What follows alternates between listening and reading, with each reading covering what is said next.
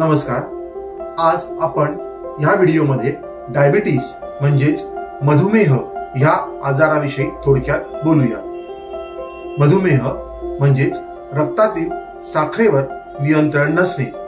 याची आयुर्वेदिक ट्रीटमेंट करणं हे पेशंटच्या दृष्टीने फार फायद्याचं असतं, कारण आयुर्वेदिक ट्रीटमेंटचे कुठल्याही प्रकारचे साईड इफेक्ट नाहीत आणि हा संपूर्णपणे नैसर्गिक पर्याय आहे.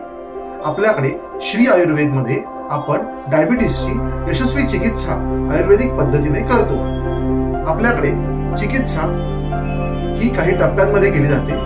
त्यातला सगळ्यात महत्त्वाचा टप्पा म्हणजे कन्सल्टेशन. त्यानंतर आपण पेशंटला आहार विषयक सल्ला आणि लाईफस्टाईल मॉडिफिकेशनचा सल्ला देतो. तसंच आपण काही आयुर्वेदिक औषधी काही दिवसापर्यंत पेशंटला घेण्यासाठी देतो आणि जर गरज असेल तर त्यानुसार पंचकर्माची चिकित्सा ही पेशंटची केली जाते. सो डायबिटीसवर नियंत्रण मिळवण्यासाठी आयुर्वेदाचा नक्की वापर करा. धन्यवाद.